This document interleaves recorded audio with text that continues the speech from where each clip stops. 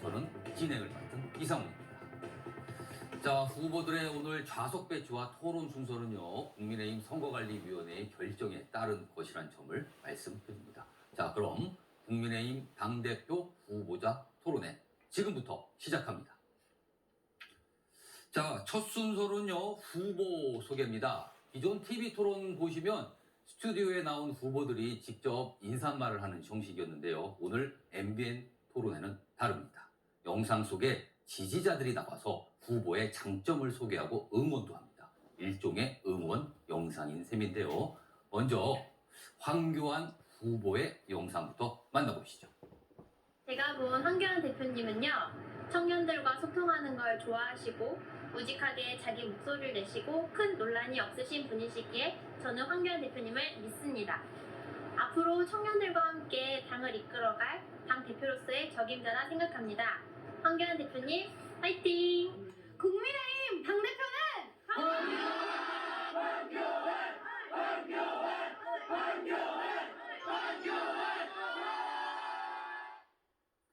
자, 황교안 후보입니다. 자, 네, 하트 모양을 해주셨어요. 자, 이번에는요, 천하람 후보를 응원하는 영상 준비되어 있습니다. 보시죠. 대표 천하람 화이팅! 앞으로 천하람 화이팅! 앞으로 천하람 화이팅! 앞으로 천하람 화이팅! 앞으로 천하람 화이팅! 앞으로 천하람 화이팅! 당대표 천하람 화이팅! 앞으로 천하람 화이팅! 앞으로 천하람 화이팅! 천하람 당대표 화이팅! 천하람 당대표를 응원합니다. 오직 천하람만이 증명해낼 수 있습니다. 천하람 화이팅! 자, 천하람 후보입니다.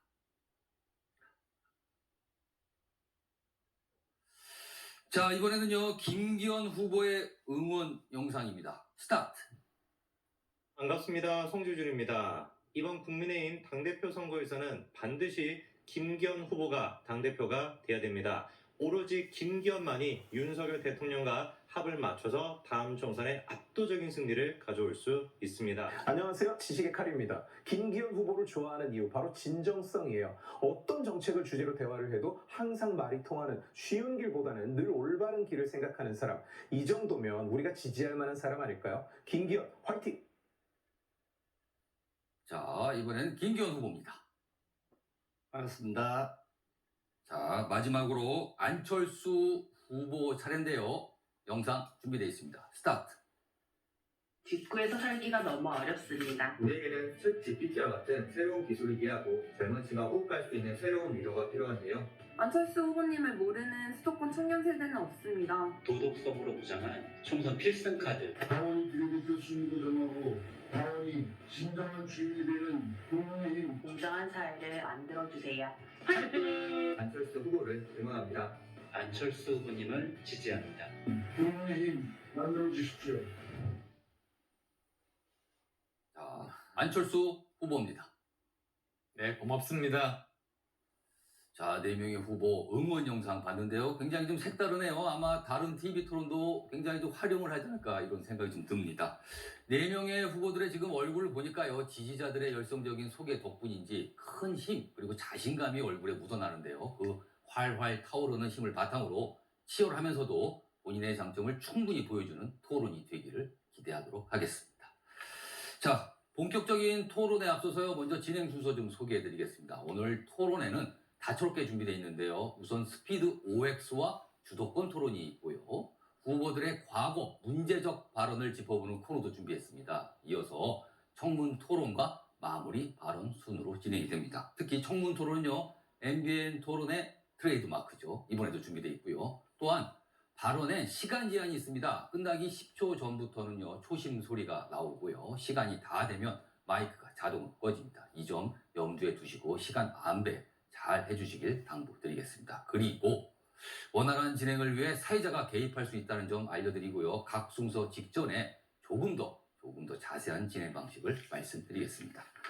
자, 그럼요. 우선 몸풀기 순서로 스피드 OX 코너 한번 들어가 보겠습니다. 후보들께서는요. 앞에 놓인 OX 팻말 보이시죠? 이걸 잘 활용하셔야 되는데요. 문제마다 OX 바로 골라주시는데요. 제가 지금부터 3개 문제를 후보분들께 좀 드리겠습니다. 공통 질문이거든요. 자, 그리고 문제 사이사이에 사회자 재량으로 후보를 선택해 질문을 하겠습니다. 한 분씩만 답변할 기회를 갖게 되실 겁니다. 그러니까 후보마다 한 번씩 30초간 설명하실 기회가 있습니다. 자, 그럼 시작해 볼까요? 첫 번째 문제 나갑니다. 자, 첫 번째 문제는 내년 4월 총선에서 한동훈 장관이 국민의힘 후보로 출마해야 한다. O 또는 X를 선택해서 앞에 꽂아주시기 바랍니다. 앞에 꽂아주세요. 자, 지금 보면은요, 이 3분, 천하람 후보, 김기현 후보, 안철수 후보는 모두 O를 선택해 주셨고요. 반면에 황교안 후보께서는 X입니다.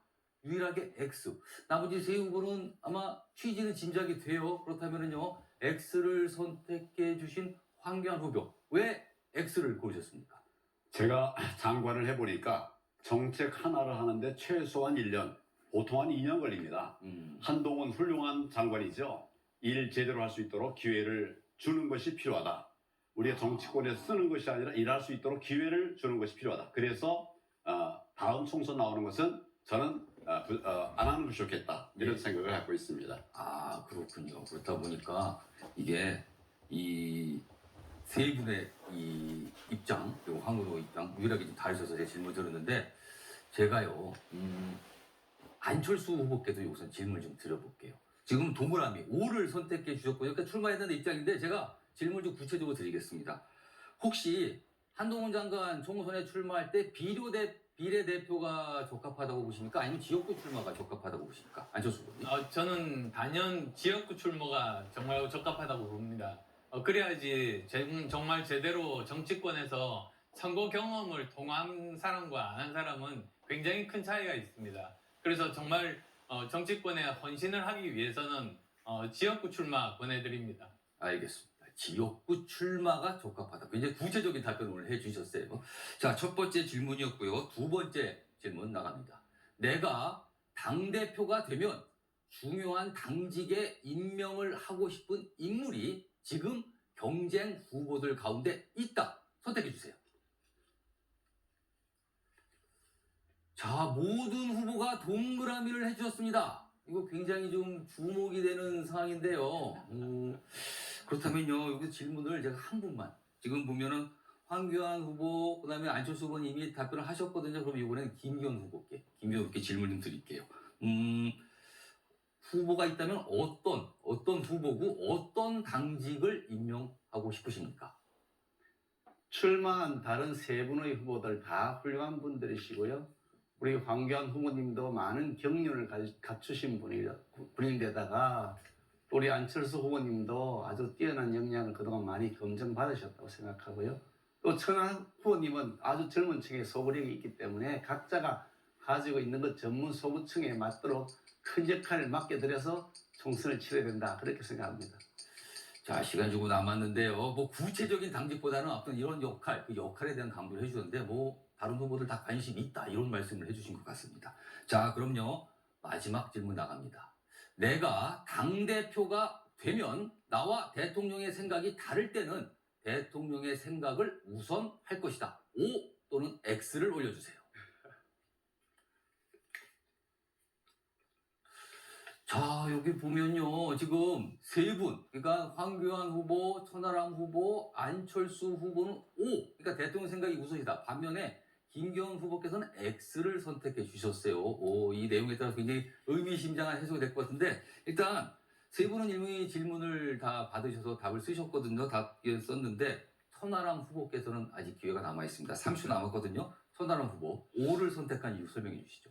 우선 대통령의 의견과 제 의견이 다를 때는 가능하면 저는 대통령의 의견을 우선할 생각입니다. 예. 그렇지만 대통령의 의견과 우리 국민들의 의견이 첨예하게 부딪힐 때는 우리 정당은 아무래도 또 국민들의 의견을 중시해야 되는 부분들이 있습니다. 그럴 때는 가능하다면 대통령과 잘 소통해가지고 민심의 흐름을 잘 말씀드리고 이게 어떤 정말 결정적으로 국민들의 신뢰와 관련된 부분이라면은 여당의 대표로서 적절하게 대통령의 의견과 좀 다르더라도 어필도 하도록 그렇게 하겠습니다. 알겠습니다.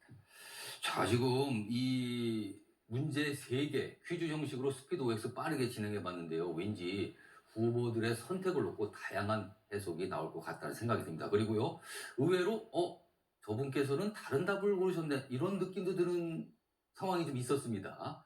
자, 내부 후보께서는요, OX 팻말 이제 내려놓으시고요. 자, 다음 순서 가겠는데요. 국민의힘이 주최하고 MBN이 주관하는 국민의힘 당대표 후보자 토론회, 이번 순서는 주도권 토론입니다. 주도권 토론은 이미 토론 한 차례 해보셨기 때문에 굉장히 익숙해질 걸로, 그리고 이미 충분히 적응하셨을 걸로 생각이 드는데요. 각 후보께 총 7분의 시간을 차례로 드립니다. 그리고 이 7분 동안 질문하고 싶은 후보를 골라 상호 토론을 이어가시면 됩니다. 질문 내용은 자유인데요. 다만요, 주도권을 가진 후보께서는 2명 이상의 후보에게 질문하셔야 하고요. 각 질문의 시간은 1분 이내로 압축을 해주시기 바랍니다. 그리고 가장 중요한 것은 질문을 받은 후보가 답변할 최소한의 시간을 반드시 보장해 주셔야 한다는 겁니다. 그러니까 질문만 너무 길게 하고 시간이 없어서 답변을 못 듣는 이런 상황을 만들지 않는 게 좋다는 말씀 드리겠습니다. 자, 그럼요, 사전에 약속된 순서에 따라 천하람 후보부터 시작하겠습니다. 천 후보님, 네. 어느 후보께 먼저 질문하시겠습니까? 네, 먼저 우리 김기현 후보님께 질문 드리겠습니다. 지금 울산 땅 의혹과 관련해서 여론의 흐름이 심상치가 않습니다. 이게 심지어는 김기현 후보님을 두고 울산의 이재명이 아니냐라는 얘기까지 지금 나오고 있는데요. 지난 토론회 때 95% 정도 할인해가지고 매각할 의향도 있다라고 밝히셨습니다. 근데 정확하게 얼마에서 95%를 할인해 주시겠다라는 겁니까? 차라리 그렇다면 명확하게 후보님께서 95%를 할인해서 받기를 원하시는 매도 호가가 얼마인지를 지금 이 자리에서 좀 말씀해 주실 수 있으시겠습니까? 지난번에 그 1800배가 올랐다고 터무니없는, 그야말로 날조된 주장을 하셔서 너무 터무니없으니 1800배 올랐다고 하면 그럼 95% 할인해 드릴 테니까 가져가세요 말씀드린 것이죠. 아니 지금이라도 1800배 올랐는데 그거 계산해가지고 95% 할인해 드릴 테니까 우리 천안 후보를 가져가시면 제가 바로 드릴 수 있습니다. 제 말씀은 그런 하나만한 말씀보다도 정확하게 지금 받기를 원하시는 매도 호가가 얼마입니까? 지금 후보님께서 얘기하시는 적정한 이 지금 땅의 가격이 얼마라고 보시는 겁니까? 제가 주변에 물어봤는데 이게 거래가 잘 안 된답니다. 왜냐하면 이 수원 상수원 보호구역에 들어가 있고 여러 가지 입지의 제한들이 많이 있습니다. 그 밑에는 댐이 대함댐이 식수로 쓰이는 네, 댐이거든요. 다 알겠고요. 그럼 잠시만요. 제 거래 자체가 안 된다 그러는데 물어봤더니 그렇다면은 지금 공시지가를 기준으로 해도 꽤 많이 오른 것 같은데 지금 공시지가 기준으로 95% 할인해서 매각하실 의향도 있으십니까? 그건 말이 안 되는 거죠. 아니, 그렇다면은 제가 이걸 왜 여쭤보냐면요. 저는 김기현 후보께서 정확한 매도 호가를 주시면은 제가 저희 천하용인 팀에서 SPC를 하나 만들어가지고 우리 당원들 펀드 만들어가지고 이걸 매수해볼까 하는 생각도 하고 있습니다. 매우 좋은 생각입니다. 그러니까 1800 올랐다고 계산하셨으니 그러면 95% 할인해드리고 5% 받을 테니까 가져가시면. 제 말은 그럼 좋습니다. 네, 95% 할인해 주신 거 좋은데 잠시만요. 95% 할인해 주신 거 좋은데 모수가 얼마입니까? 얼마에서 95%를 할인해 주시나요? 아니 지금 가짜 뉴스를 퍼나르시는 분들이 그게 1800배 올랐다고 말씀하고 그러면 계시잖아요. 지금 가짜 뉴스 1800배 오른 거는 사실이고 거기서 95%를 그 깎은 금액을 매도 호가로 지금 하시겠다는 겁니까? 어떻게 그렇게 말거리를 잡으면서 거의 가짜 뉴스를 또 만드세요? 아니 그게 아니라 내가 말씀드린 거 들어보세요. 질문하셨으니까 내가 말씀드린 건 1800배 올랐다는 자체가 터무니없는 얘기이기 때문에. 아니 저는 그렇게 생각 안 하는 것이. 정이 그렇다 그러면 95% 할인해 드린다고 제 말은 말씀드린 95%를 할인해서 정확한 매도 호가가 얼마냐는 말씀. 그 계산해 보세요. 계산할 게 아니라 매각할 의향도 있다고 하신 분이 이 가격을 매도 호가를 정확하게 알려주시는 것이 국민에 대한 예의 아닙니까? 아니, 지난번에 95% 매각할 용의가 있다라고 하신 거는 국민들 앞에서 농을 치신 겁니까? 저는 그거 진지하게 해야 된다고 보거든요. 지금 한번 입장 바꿔서 생각해 보십시오. 지금 화천대유가 3억 1천을 투자해가지고 한 2,000배 정도 수익이 났다라고 하고 있습니다. 이게 지금 이재명 대표 일이라고 하면 우리가 웃으면서 얘기할 수가 있겠습니까? 지금 이게 2,000배, 1,800배 다 천문학적인 수익을 얘기하는 것이고 이게 지금 김기현 후보가 울산의 이재명이라고 프레이밍이 된다면은 앞으로 저희가 총선에서도 그렇고 이재명 대표의 어떤 그런 처벌의 문제에서도 그렇고 저희가 주도권을 상실할 수 있는 부분이기 때문에 제가 신뢰를 무릅쓰고 강하게 여쭤볼 수밖에 없는 겁니다. 이게요, 민주당 정권 시절에 민주당이 기자회견도 하고 수사를 촉구하고 각종 네, 알겠습니다. 네, 그 말씀 이미 많이 하셨고, 그러니까 제 얘기는 제가 뭐냐면 답변할 기회를 주셔야죠. 조금 더 말씀하시죠. 그러니까 민주당 시절에 샅샅이 다 뒤졌는데 아무 불법 특혜가 없다는 게 확인되었는데 더구나 민주당 시의회가 장악하고 있을 때 울산 시의회가 특위까지 만들어 조사를 했습니다. 그리고 국정감사 때 민주당이 또 국정감사 다 뒤졌어요. 그런데 아무도 없는 걸 가지고서 지금 그렇게 반대로 한번 생각해 보십시오. 정권 교체 되기 전에 화천대유의 문제점이 드러났습니까? 그리고 이게 우리 국민들께서 이재명 대표와 생각해가지고 이게 납득하실 수 있겠습니까? 저는 깨끗하게 의혹을 털고 가고 싶으시다면은 우리 김기현 후보님뿐만 아니라 우리 당을 위해서도 정확하게 내가 이 땅의 가치는 이 정도고 이 정도에 팔 수 있다. 그럼 가져가라. 천하용인팀에서 가져가라라고 하시는 게 맞는 것이고, 저희 천하용인팀에서는요, 지금 저희 생각으로는 이거 저희가 SPC 설립해서 매수하면은 이거 아예 당에다가 우리 필요한 당원 연수하는 연수원 짓자라고 헌납하는 방안까지도 생각하고 있거든요. 저는 그래서 정확하게 저희 천하용인팀에 얼마에 매각하실 수 있는지 매도호가를 좀 알려주십시오. 참고로 그 땅은 건축이 안 되는 땅이기 때문에요. 연수를 지을 수 없는 땅이고요. 그게 알겠습니다. 밤나무가 있는 땅인데 네, 제가 그러면 시간이 많이 지나서요. 1,800불가 올랐다고 하니 그거 계산하면 빨리 나오잖아요. 제가 지금 토론의 룰 때문에 일단은 넘어가겠습니다만은 저는 내일이라도 아니면 다음 토론회에서라도 정확한 매도 호가 말씀 주시기를 분명히 요청드리고요. 그 다음에 안철수 후보님께 말씀드리겠습니다. 안철수 후보님 혹시 대통령의 적이십니까? 저는 그렇지 않습니다. 네, 알겠습니다. 잠시만요. 저는 대통령의 적이 우리 안철수 후보님이 돼서는 결코 안 되고요. 우리 지금 국민들이 지금 겪고 있는 경제 위기, 빈곤, 불평등, 지역 소멸, 그리고 어떤 저출산 이런 우리 사회의 거대한 문제점들이 대통령의 적이 되어야 된다고 생각하는데 안 후보님 동의하십니까? 네, 그럼요. 안 후보님 동의하시는데요. 왜 이런 부분을 대통령실에 아니 나를 적으로 삼지 말고 지금 민생을 더 챙기시고 전당대회에서는 대통령이 좀 덜 관여하시는 게 좋겠다라고 왜 시원하게 말씀을 못 하십니까? 저는 개인적으로 이제 저 텔레그램을 통해서 적정한 수준의 그런 이 말씀들은 지금도 드리고 있습니다. 근데 저는 최근에도 보면은 안 후보님, 선관위가 지금 안 후보님에게 부당하게 대우하고 있다라는 얘기를 하시면서도 금세 문제 제기 안 하겠다라고 하고 얘기하고 계시는데, 저는 안철수 후보님의 새 정치를 말씀하실 때 그 결기와 패기가 어디로 가셨나? 왜 이렇게 쉽게 부당함에 굴복하시는 겁니까? 저는 굴복한 게 아니라 오히려 당원들의 그 마음을 믿습니다. 지금 현재 기울어져 있는 건 사실입니다. 그렇지만 또 당의 공식적인 기구지 않습니까? 기구에서 결정을 내렸으면 저는 선수로서 따라야지만 되지만 그 판단은 모두 다 우리 당원이 정확하게 하실 겁니다. 자, 지금 보셨지만요, 7분 시간이 금방 지나갑니다. 그러니까 다른 후보님들 수도권 토론 기회 가지실 때요, 질문을 압축해서 해주시고요. 그리고 반드시 2명 이상 다른 후보께 질문을 해주시길 당부 말씀 다시 한번 드리겠습니다. 자, 다음은 김기현 후보 순서입니다. 김 후보님, 후보 한 분을 선택해 질문을 하시죠. 예, 우리 안철수 후보님께 질문을 하려는데요. 방송은 언론의 자유를 누리는 만큼 또 사회적 책임도 크다고 생각합니다. 그런데 우리나라의 공영방송 행태가 갈수록 국론을 분열하거나 갈등을 유발하는 그런 매개체가 되고 있다고 하는 우려가 있습니다. 특히 그중에서 MBC는 팩트를 전달한다기보다는 가짜 뉴스를 생산하거나 유통하는 일을 빈번하게 해왔습니다. 지난번 대통령 선거 당시에도 김건희 여사에 대한 녹취, 전화 녹취를 보도한다고 했을 때 제가 MBC 항의 방문을 갔습니다. 거기 가서 정의 그것을 틀겠다 그러면 이재명 후보가 했던 욕설도 같이 틀어야 평성에 맞다라고 얘기했는데 전혀 그 말을 듣지 않았고요.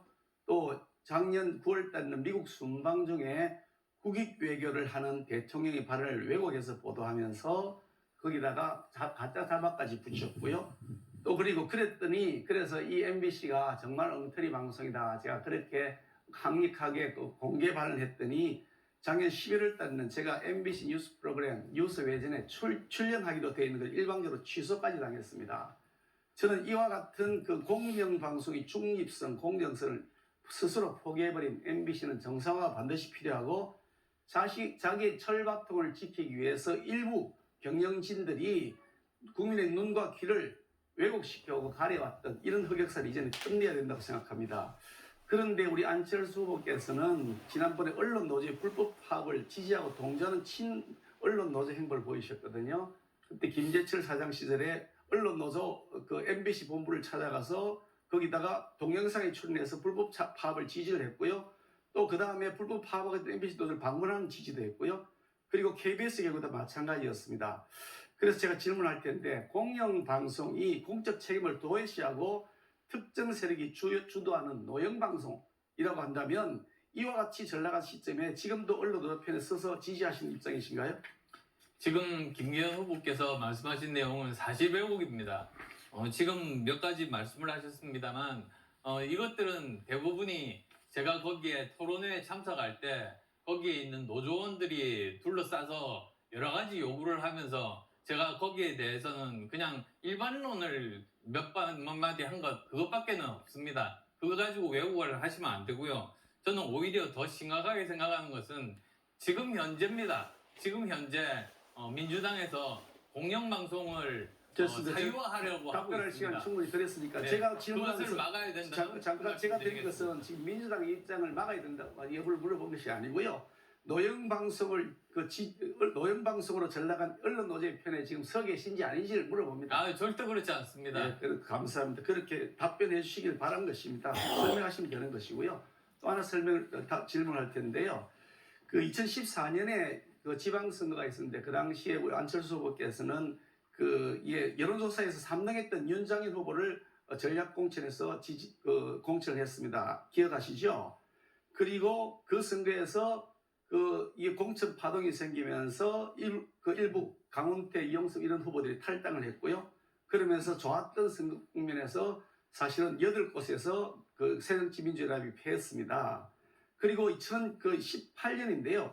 2018년은 바른미래당 시절인데 그때 서울의 노원 송파의 보궐선거에서 우리 안철수 후보께서는 자신의 측근을 공천하겠다고 하면서 거기에서 갈등이 생겼습니다. 당내에서 갈등이 생겨서 그러다가 그 선거에서 그 공천 갈등 여파 때문에 바른미래당이 후보가 99%가 낙선한 적도 있었습니다.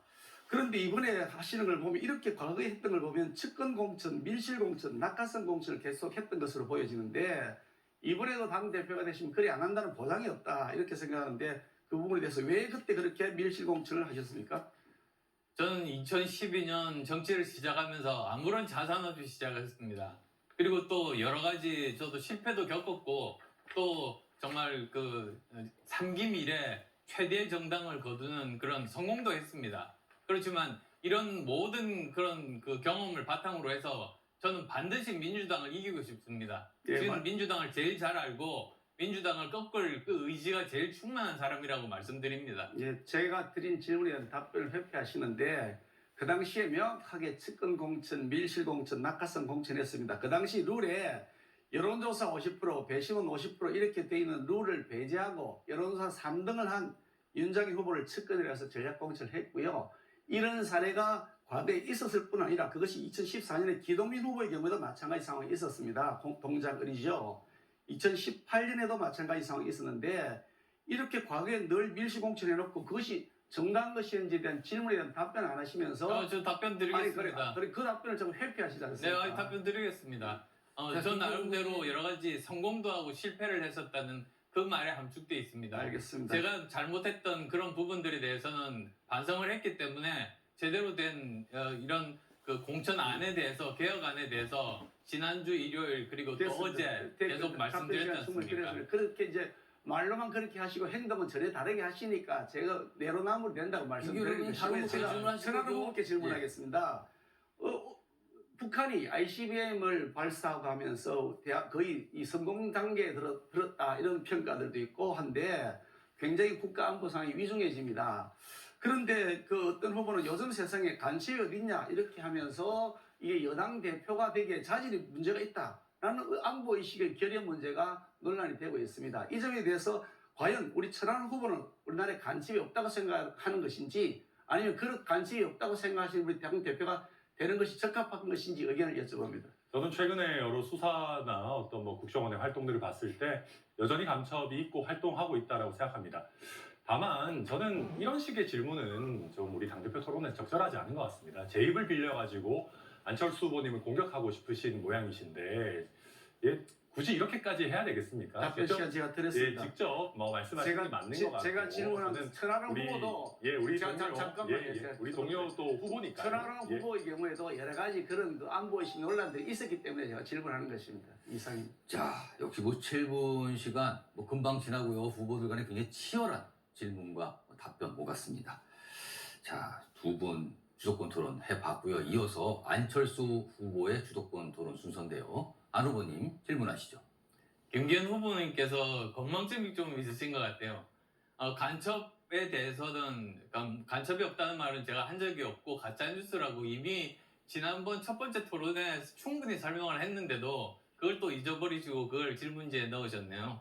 그럼 어쨌든 제가 어제 발표했던 공천 혁신 방안에 대해서 저는 여쭙고 싶습니다. 왜냐하면 우리가 지금 토론하는 이유가 뭡니까? 내년 총선에서 승리하고자 하는 거 아니겠습니까? 그러면 구체적인 그런 공천안이 있어야 됩니다.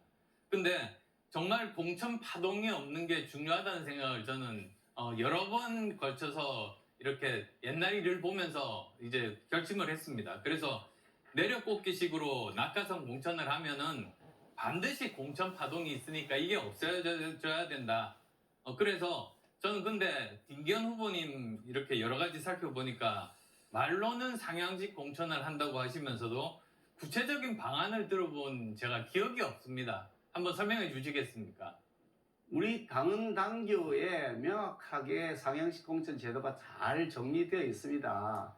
그리고 필요한 경우 배심원단도 운영하도록 되어 있는 제도 다 있고요. 문제는 제도의 문제가 아니라 운영하는 사람의 문제입니다.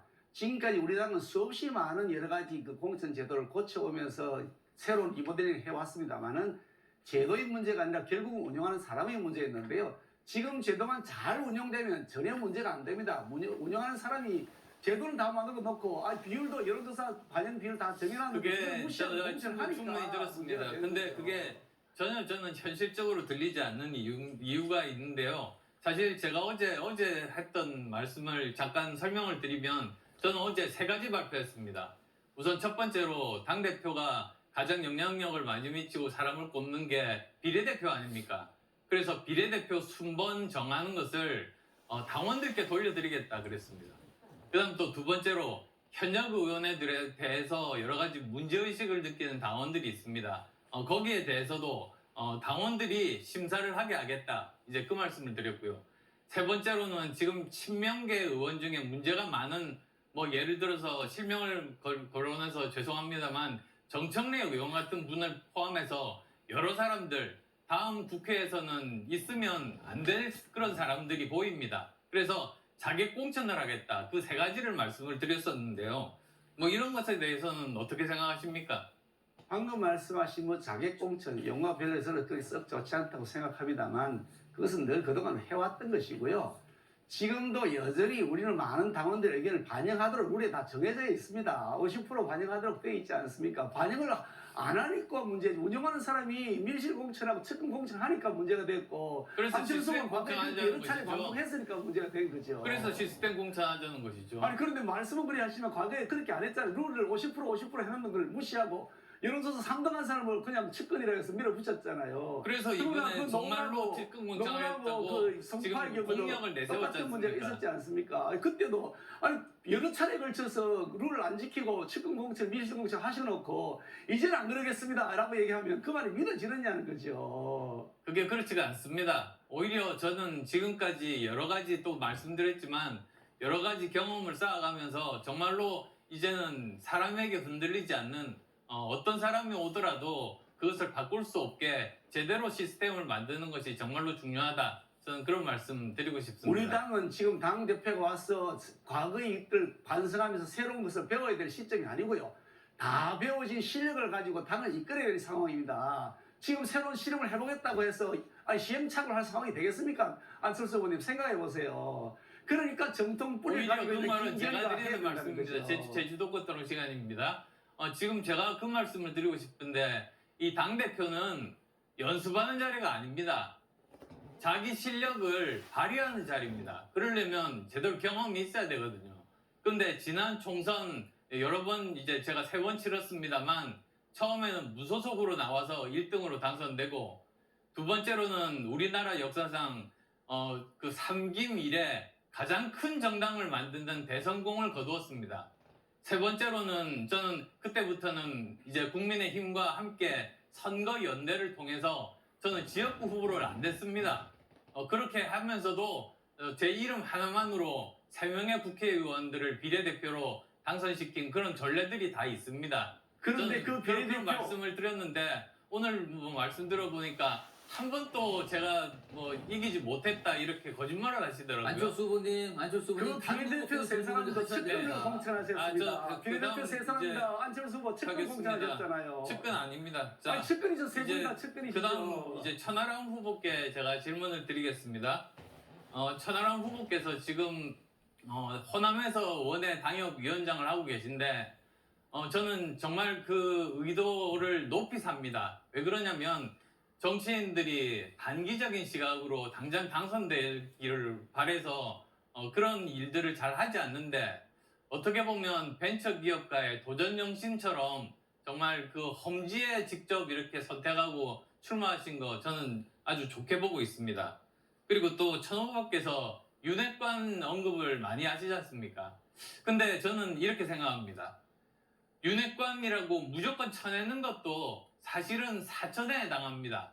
물론 뭐 반대로 윤핵관이라고 무조건 공천하는 것도 사천이죠. 그래서 저는 사천의 태성을 저 나름대로 또 경험도 해보고 이것이 되면은 정말 당이 총선에서 이길 수 없다고 생각하기 때문에 이것에 대해서는 시스템에 의해서 걸러야 된다. 시스템 공천이 필요하다고 생각하는데 어떻게 생각하십니까? 우선 뭐 안 후보님께서 저의 정치적인 행보에 대해서 높게 평가해 주시는 거 뭐 저도 감사를 드리고 저도 최근에 유승민, 나경원, 뭐 우리 안철수 후보님 포함해가지고 억지로 억누르려고 하니까 오히려 그분들이 피어오르는 걸 보면서 저도 윤핵관 퇴진이라고 하는 목표가 굉장히 중요하다 하더라도 말씀하신 것처럼 국회의원 중간 평가라든지 어떤 납득할 만한 시스템에 통해 가지고 명분인 퇴진을 유도해야겠다. 뭐 그 부분 공감합니다. 자, 7분 시간이 역시 금방 지난 느낌이 좀 드네요. 원래 이 스튜디오라는 게 좀 춥거든요, 통상적으로요. 그런데 지금 세 분 주도권 토론 진행을 해봤는데 지금 후보 간에 뭐 워낙 치열한 공방이 벌어져서 그런지 지금 열기가 여기까지 느껴지는 것 같습니다. 지금 거리가 꽤 있는데 느껴지는 것 같고요. 그리고 이 주도권 토론이라는 게 통상 보면은 상대방에서 굉장히 공격하는 게 많은데 보니까 칭찬도 좀 섞여 들어가기 시작한 것 같습니다. 굉장히 좋은 분위기로 가고 있는 것 같네요. 자, 마지막으로 황교안 후보 차례입니다. 황 후보님, 후보 한 분께 질문을 하시죠. 예, 시간이 많이 지났는데 발언 기회가 처음 들어왔네요. 뭘 의미하는지 모르겠습니다. 우리 김기현 의원께 질문하겠습니다. 임야 투기 의혹에 대해서 여러 차례 해명을 하셨죠. 만약에 그 해명하신 것에 거짓이 있으면 후보 사퇴 약속하시겠습니까?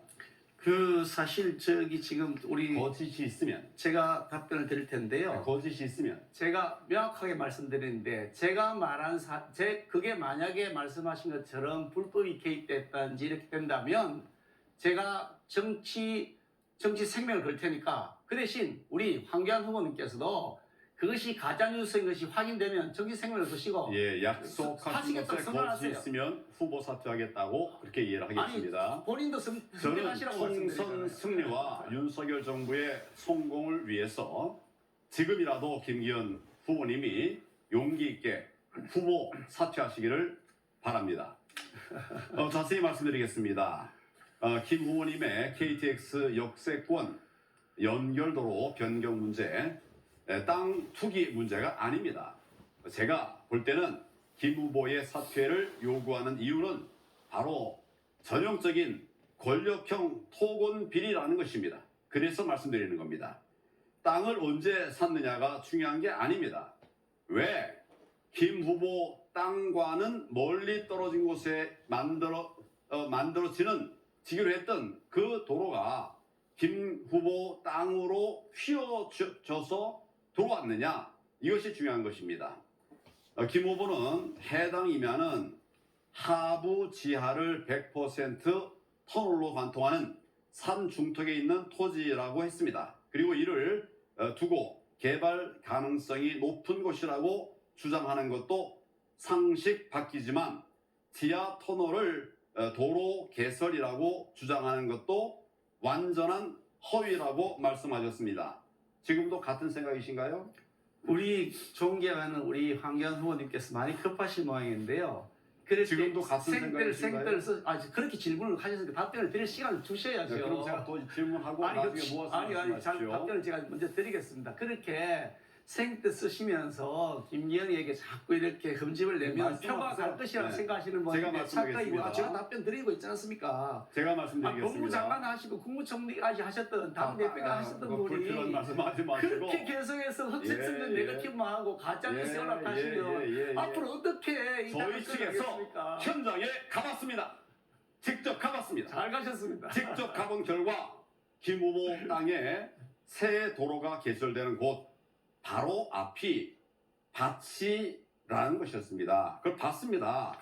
그리고 김 후보의 주장대로 터널로 관통하는 것이 아니라 터널의 입구가 되는 곳입니다. 그래서 개발이 될 수 있는 곳이기도 합니다. 그 밭을 따라서 똑바로 가면 김 후보의 땅에 도로 개설이 되는 그런 지점이 됩니다. 그곳에 김 후보의 땅은 아주 낮은 구릉이어서 지하 터널 자체가 필요 없는 것이었습니다. 그냥 땅 위에 도로를 내면 되는 것이에요.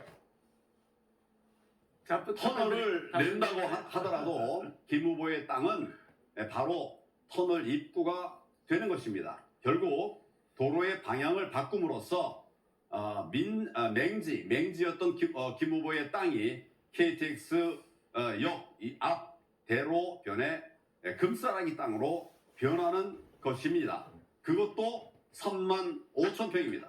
그래서 권력형 토건비리라고 말하고 있는 것입니다. 답변할 기회 주시죠. 잠깐 말씀하세요. 답변 드리겠습니다. 네, 잠깐 말씀하세요. 그런 정도의 판단 능력을 갖고 있으니까 3년 전 총선에서 우리가 참패를 했죠. 아니, 비방하지 말고 팩트에 대해서 말씀하세요. 팩트잖아요. 제가 말씀. 비방하시지 마세요. 명확하게 말씀드리는데요. 아니 측면 도면을 못 보셨잖아요.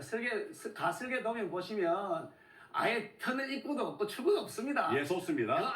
전혀 입구 출구 또 해당 임야 위에 답변할 시간을 좀 주셔야죠. 예, 말씀하세요. 그리고 해당 임야 위에 고압 송전탑이 2개 설치가 돼 있고 상당수 면적이 고압 송전선의 선하지라고 했습니다. 그러나 현장에 가보니 고압선은 김 후보의 땅 맨 꼭대기 어느 한 부분 거기에 아주 살짝 걸쳐져 있었습니다. 직접 봤습니다. 대부분의 땅은 고압선과 아무 상관이 없었습니다. 맞죠? 우리 황교안 후보께서 그 소중한 시간을 정말 말씀하세요. 답변을. 살짝 걸치는 게 아니고요. 설정 2개가 있습니다. 선하지가 있고요. 보여드리겠습니다. 아니 그 사진 다 알고 있습니다. 예, 다 보여드리겠습니다. 만약 그게 불법이 있다 그러면 아니 민주당 시장 답변을 제가 드릴 시간을 주셔야죠. 김 후보는 해당 답변 시간을 주셔야죠. 성철호 시장 민주당 시장이 있을 때도 그 노선을 그대로 설계를 했습니다. 자, 알았습니다. 아니 그 민주당 시장이 김 후보는 이렇게 말씀하셨어요. 해당 임야가 KTX 울산역과 직선거리로 1.8km 떨어져 있지만 중간에 가파른 경사를 가진 산 2개가 있어서 차도가 없는 것은 다른 후보께도 질문을 하셔야 됩니다. 알겠습니다. 시간이 많이 남아 있습니다.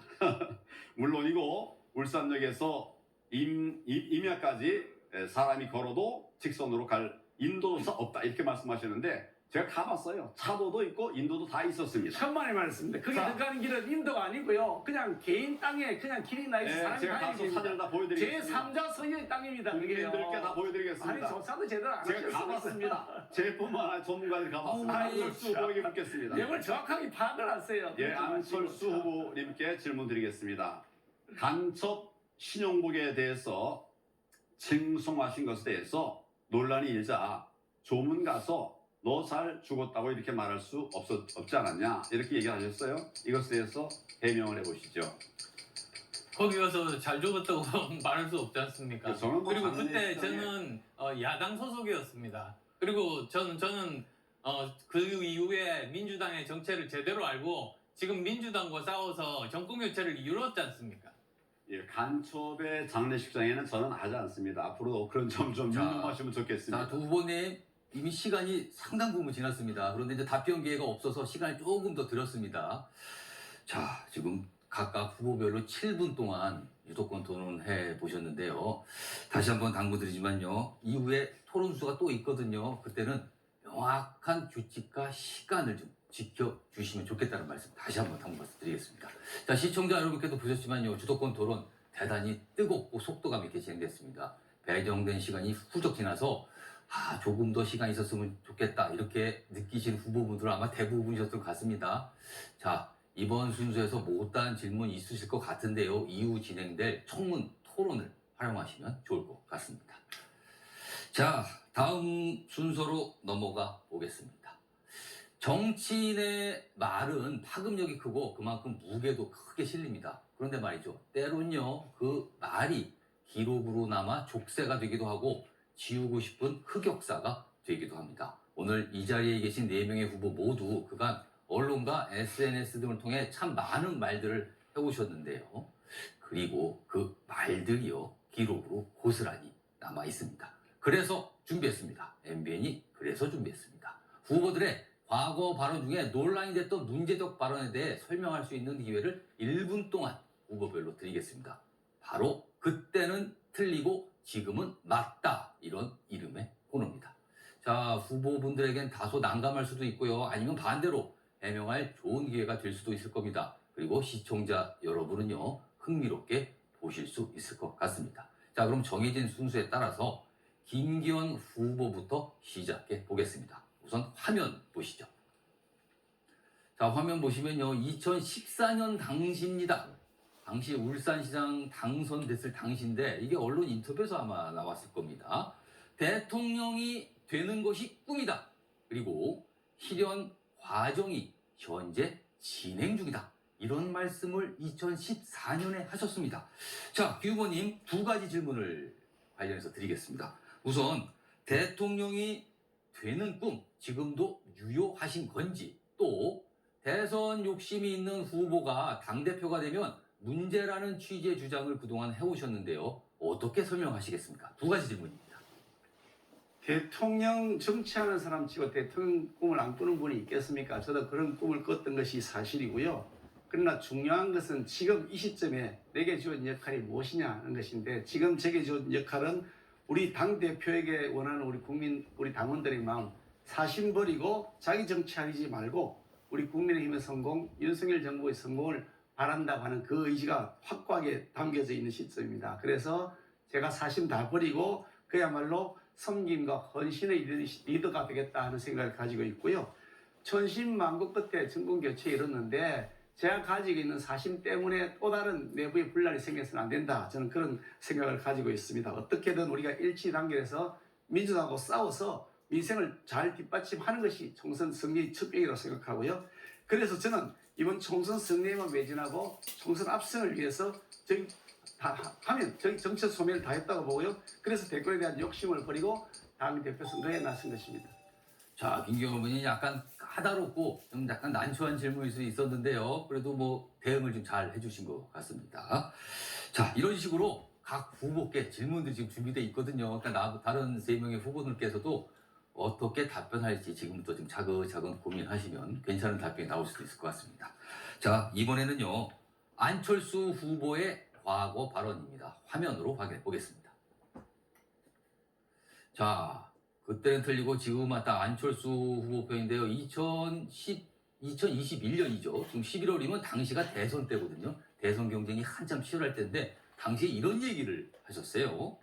내수용 법조인 대통령은 대한민국을 지킬 수 없다.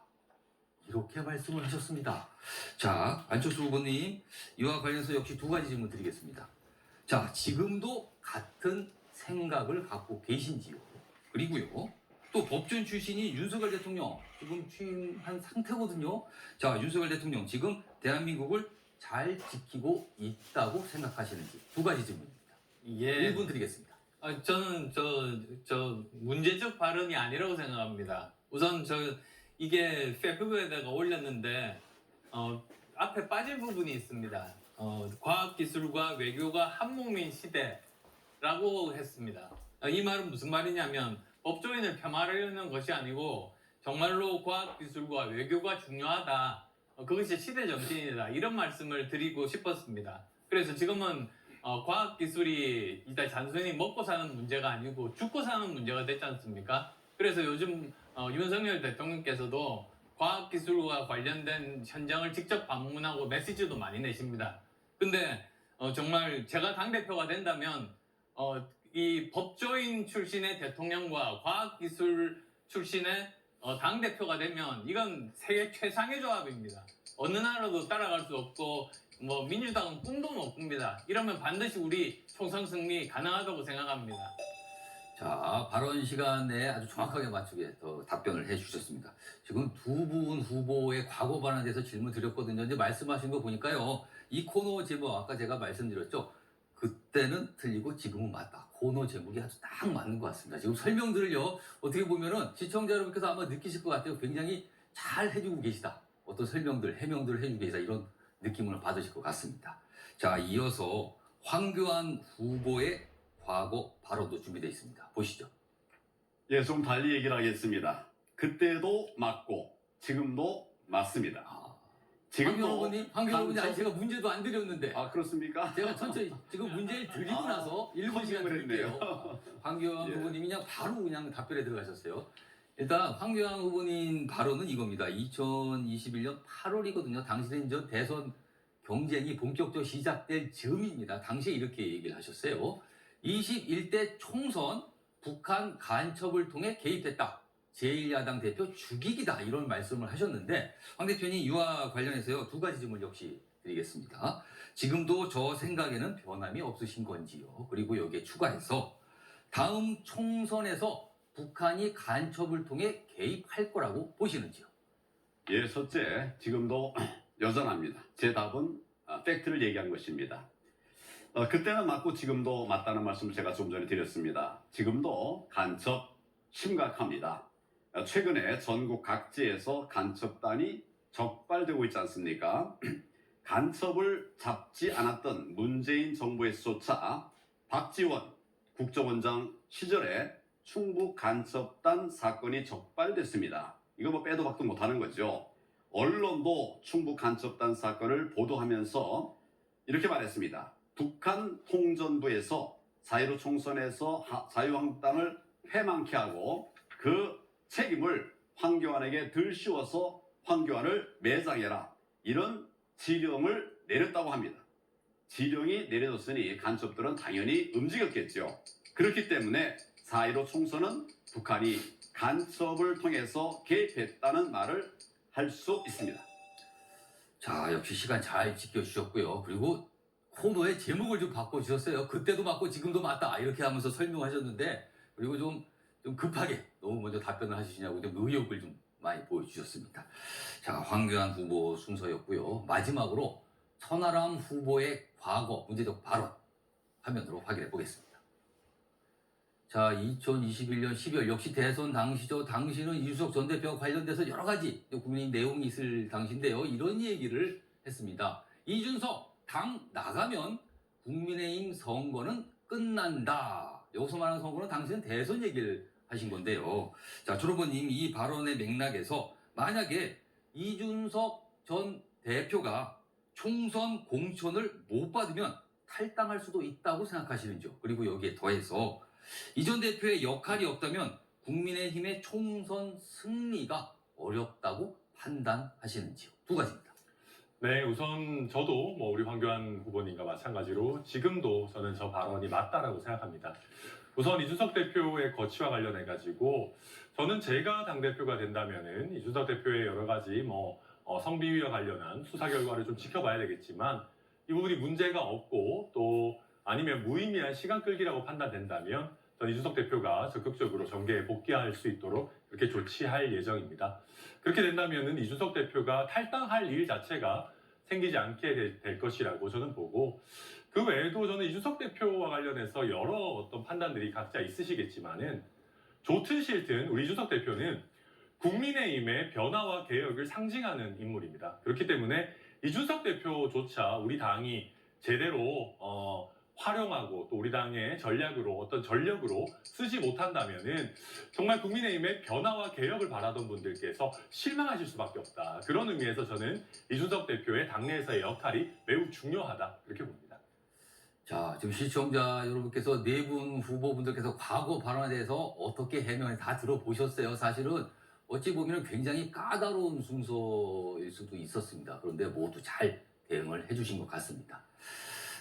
어떻게 보면요, 마치 기자회견 또는 백브리핑이라고 하죠. 약식회견을 하는 느낌도 좀 있었는데요. 아마 국회에서 아마 내일도 오늘 토론회가 끝난 뒤에 내일도 기자들이 이와 관련된 질문을 하지 않을까 이렇게 싶기도 합니다. 요즘에 기자들이요, 후보들께 국회나 어떤 다른 데서 만나면요, 여러 가지 질문들을 쏟아내거든요. 그리고 그거에서 답변이 듣는 이런 상황이 계속 반복되고 있는데 아마도 내일도 이런 비슷한 모습이 있지 않을까 싶습니다.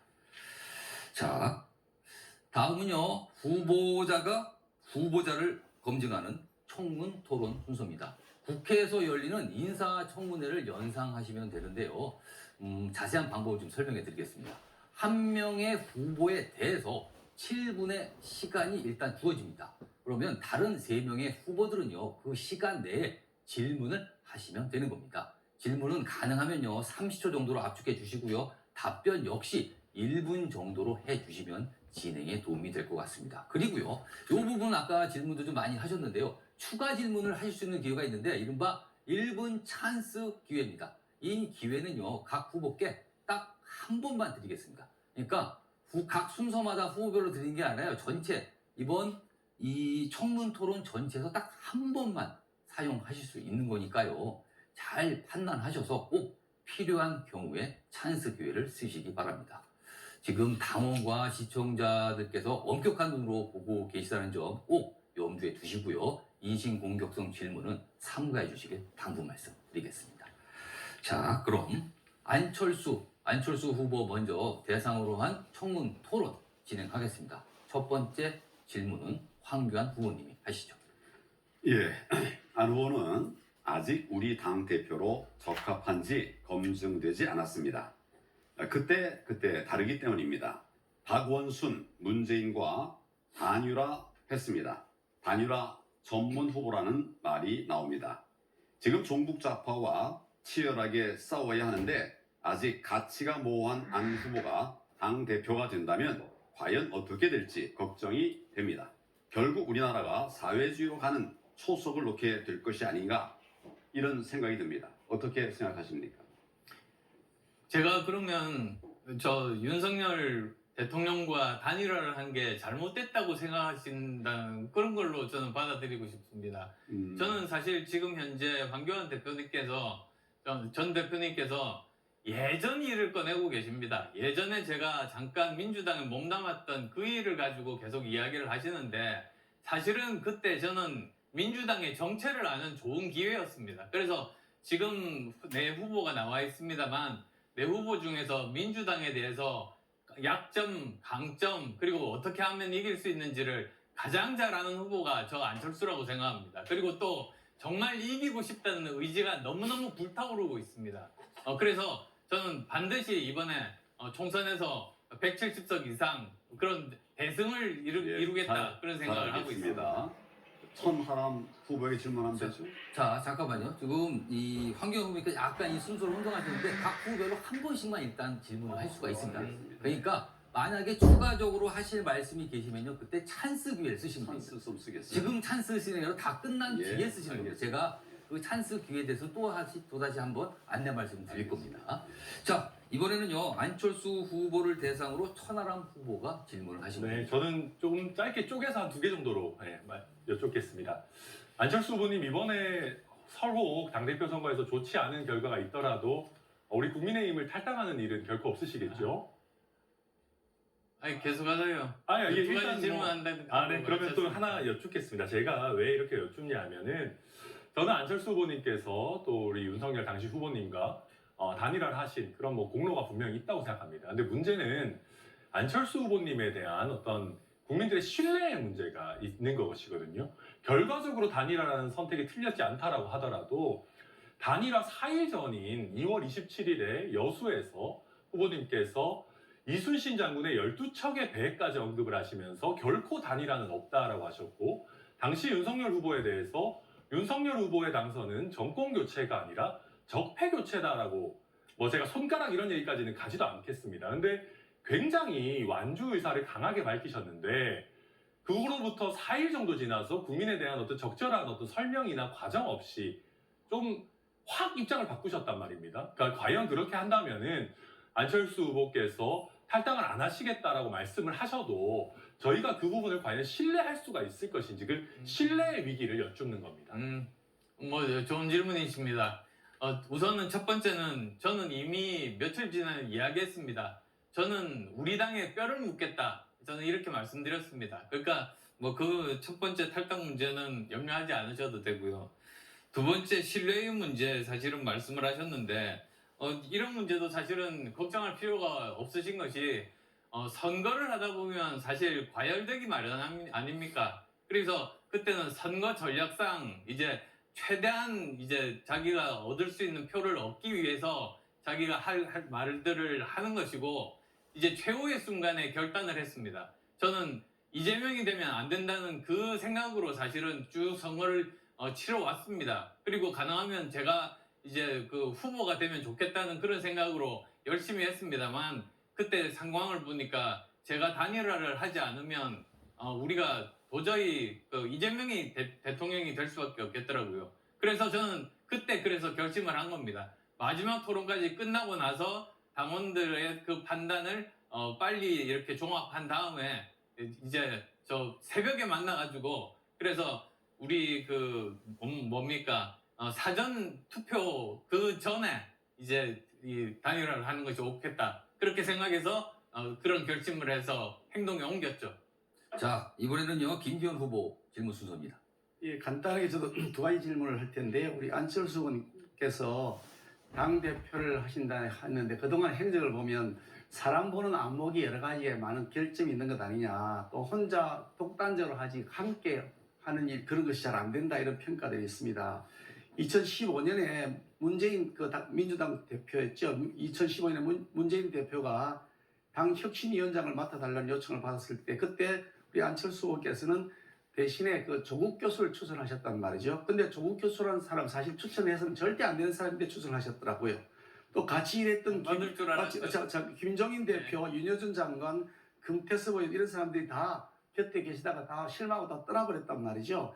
그러니까 주위 사람들하고 제대로 어울리지 못하면 당대표가 어떻게 되겠냐는 질문이 하나가 있고요. 두 번째는 이상민 장관 사퇴를 주장하셨는데 결국 그것이 빌미가 돼가지고 민주당이 지금 정치공세, 탄핵이라고 하는 정치공세까지 직면해 있습니다. 이 부분에 대해서 일반이 책임이 있는 것이 아니냐라고 말씀드리고 싶은데 의견이 어떠신가요? 예, 우선 첫 번째로 이제 사람 보는 안목에 대해서 제가 모자란 부분들이 있었다, 그거 인정합니다. 그래서 그런 경험들이 이제 저 나름대로 성공도 하고 실패도 하면서 이제는 이 정말 경험을 가지고 민주당을 무찌르는 데 제 능력을 다 쓰겠다, 이렇게 결심하게 된 거라는 말씀드리고 싶고요. 이상민 후보와 관련해서는 이렇게 생각했습니다.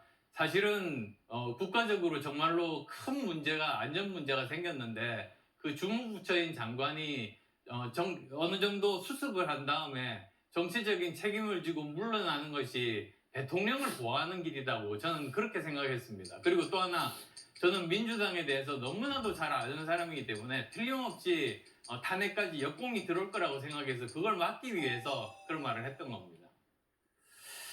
자, 7분 시간 금방 가죠, 지금요. 세 분, 한 분 후보를 대상으로 다른 세 분 후보가 질문을 하는, 어떻게 보면요, 그 질문 받는 후보는 굉장히 압박감을 느낄 수 있을 것 같은데, 오늘 분위기 여러 가지 해석이 좀 가능할 것 같습니다. 자, 혹시 안철수 후보를 상대로 1분 찬스, 이 기회를 쓰실 분이 계실까요? 아까 황교안 후보께서 약간 사용하실 것 같은 말씀을 하셨는데요. 우리 김기현 후보를 상대로 쓰겠습니다. 그럼 지금은 안 쓰신다는 겁니까? 그러면은 다른 분들은 혹시 안철수 후보를 상대로 1분 찬스 기회 쓰실 분 계십니까?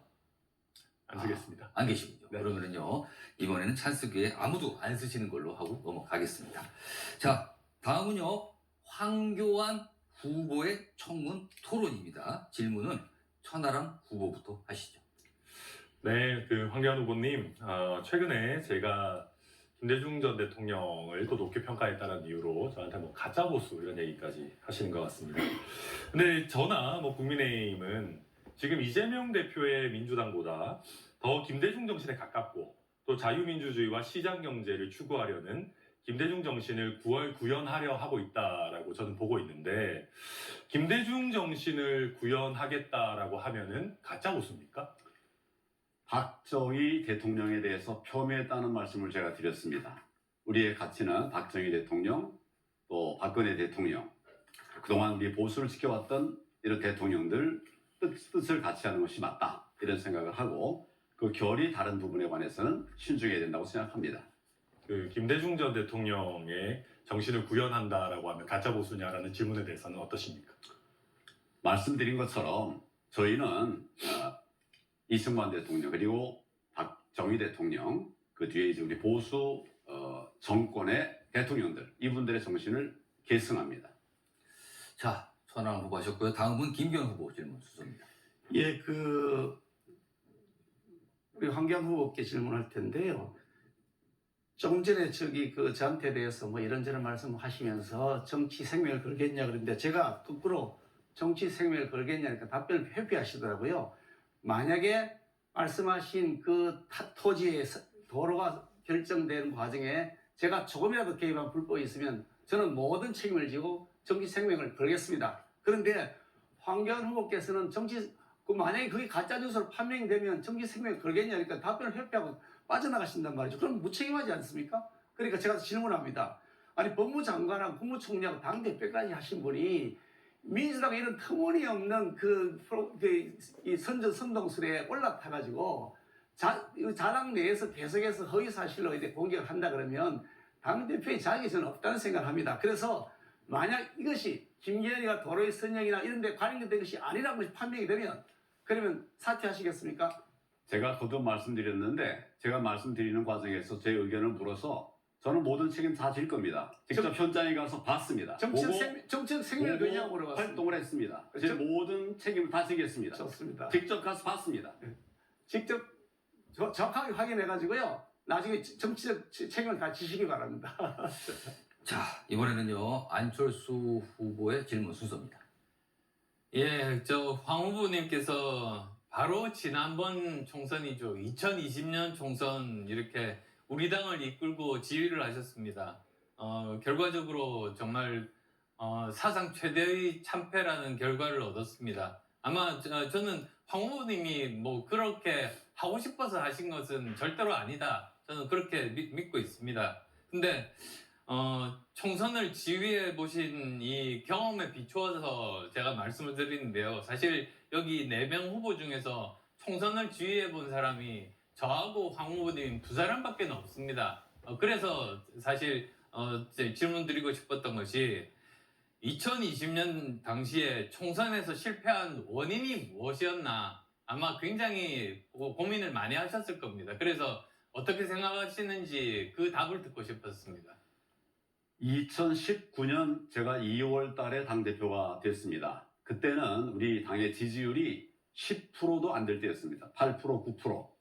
네, 그런 정당을 제가 당에 들어가서 1년 만에, 한 달 만에 이게 20%가 넘게 올렸습니다. 그리고 제가 2020년 총선 때는 그때의 지지율은 제 기억에 35%가 넘었습니다. 네, 그러한 과정을 거쳐가지고 우리가 이제 사실은 다 죽었던 당이 살아났고 또 정권 교체까지 이르게 되었었습니다. 우리 모두에게는 다 그런 공이 있다. 저는 그렇게 생각합니다. 정권 교체는 우리 모두가 다 노력을 하고 공이 있다. 저는 그렇게 생각을 합니다. 자, 황 후보님, 다른 3분의 후보가 질문 다 하셨는데 시간이 좀 남았거든요. 2분 조금 남았는데 다른 후보께서 하신 질문 중에 추가적으로 해명하시거나 답변하실 거 있으면 지금 이 2분여 동안 말씀하실 수 있습니다. 시간이 있습니다.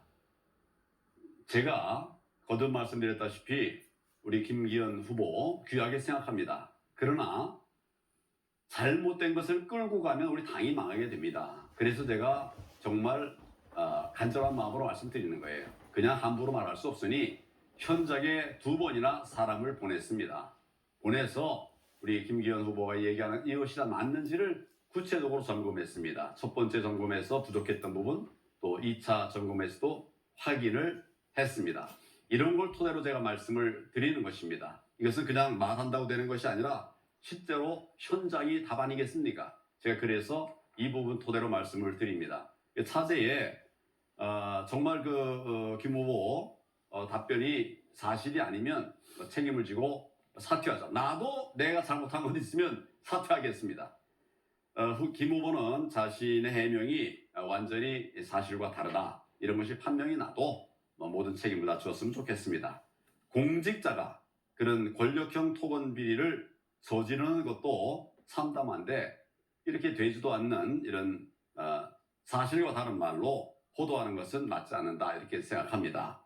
당이 어떻게 되든 또 윤석열 정부가 어떻게 되든 나라가 어떻게 되든 상관이 없다는 말 같이 들려서 정말 안타깝습니다.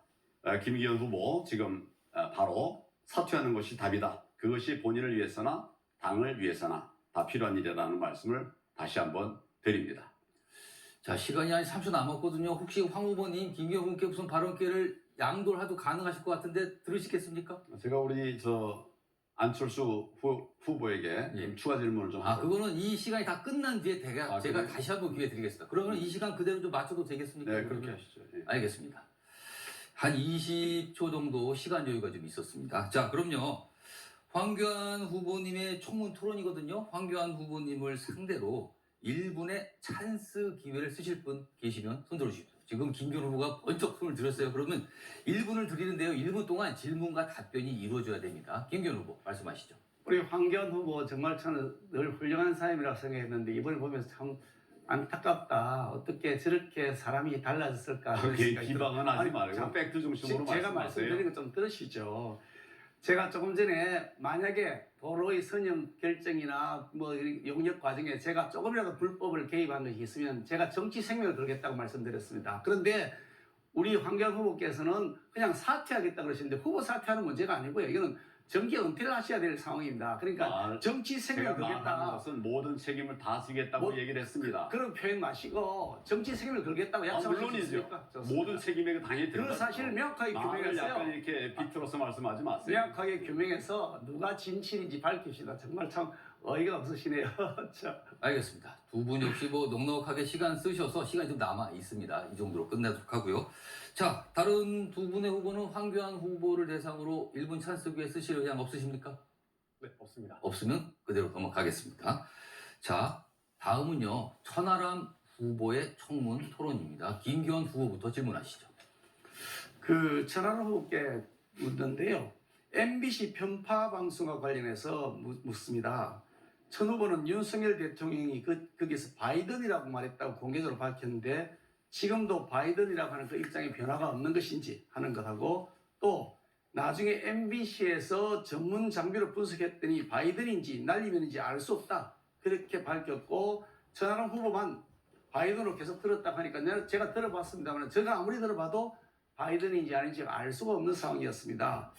그런데 이 청년을 대표한다는 천 후보께서 대통령과 당 지도부를 공격해서 본인의 이름을 알리는데 너무 급급한 것이 아닌가, 사실 팩트 확인에 충실하지 않고 있는 것이 아닌가 하는 생각이 드는데 그에 대한 생각을 묻습니다. 저는 여전히 바이든이 맞다라고 생각하고요.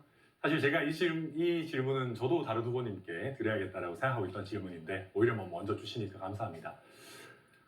바이든이냐 날리면이냐라는 것은 이제 청각도 중요하지만은 당시 여러 가지 상황이라든지 그 이후에 그 대통령실의 홍보수석이 했던 여러 발언들이라든지 이런 부분들 종합했을 때 저는 바이든이라고 보는 것이 합리적이라고 보고 저는 그것이 오히려 국민들의 눈높이에 맞는 것이다라고 봅니다.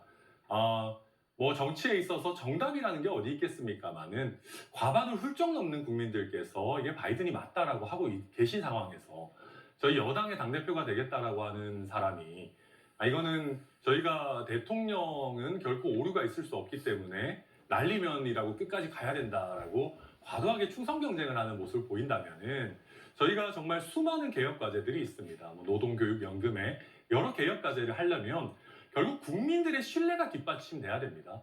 근데 여당의 대표가 하는 말도 국민들이 신뢰해주지 않으신다면은 우리가 어떻게 그런 개혁의 동력들을 만들어갈 수 있을 것인가, 저는 그 점을 염려할 수밖에 없고, 또 한 가지는 저는 그런 것입니다.